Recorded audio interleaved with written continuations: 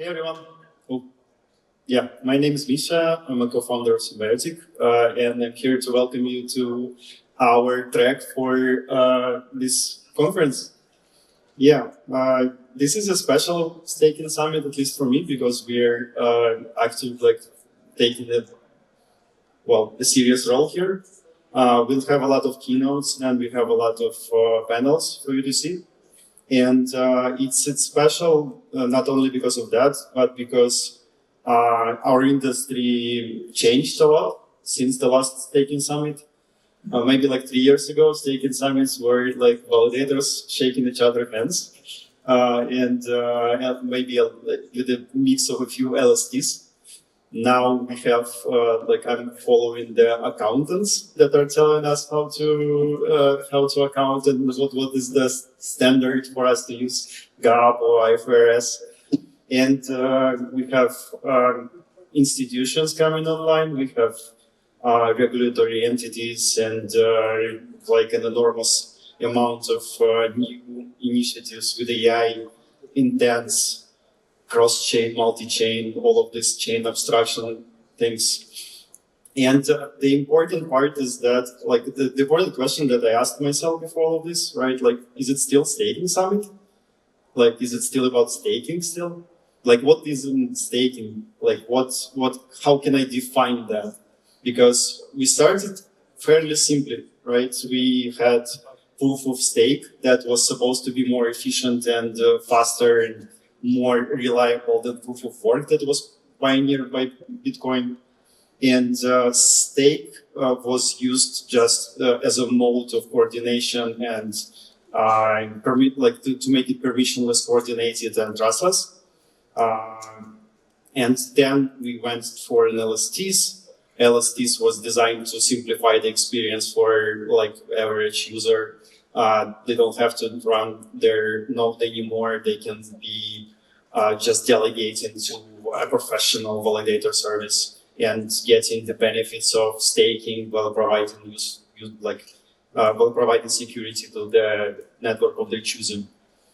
Then it got a bit more complicated, I think, with the SushiSwap or something like that. They presented DeFi staking, right? So you deposit your, you lock your LP token and receive some rewards on top of that. Then it got even more complicated because we got restaking, right? Where token is reused multiple times. We got a lot of things that are built on top of staking. But I think the main point here is that staking is something that was unique for our industry, because with institutions coming online with TradFi, that was the hardest thing for them to explain to them.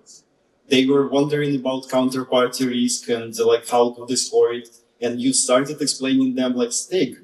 Yeah, that's the counterparty. You don't have one counterparty, Kiln or P2P or Chorus or any other. They are not your counterparty because they represent the totality of the nodes that is secured by stake.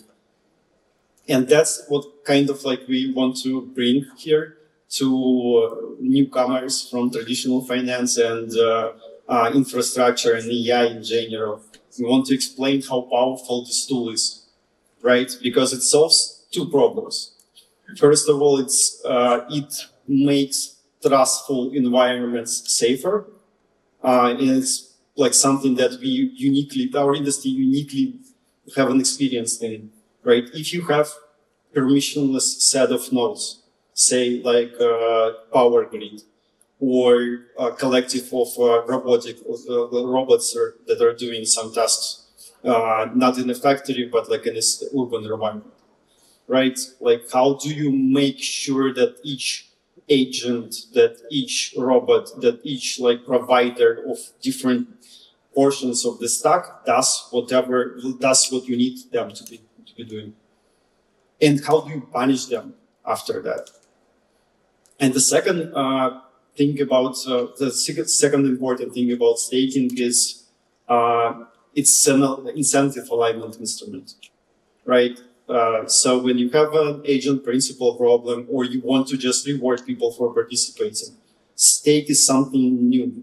right? Like we now have more classical instruments coming online, like tokens buybacks or like some dividend mechanisms, but they're kind of arbitrary, right? So when adopting them, we need to like understand that they're in a lot of ways worse than we invented ourselves. Because like stock buyback, yeah, like I don't have an obligation, right? Like or token buyback. I'm DAO arbitrary, like in best circumstances, I'm a DAO. But I can be like one person that just decides how much I want to pay out of my treasury. And staking was like it's already way more honest. You have a fee mechanism, you have unit economic, you have a lot of primitives already set for you not to decide anything. And for people to be more welcome and for them to have more predictable model for their profitability, right? Like if the network does good, if the infrastructure is actually used, if we have a lot of users, then I will get paid, right? There is no politics about it. There is nothing else. Like, this is like law of code in the purest form.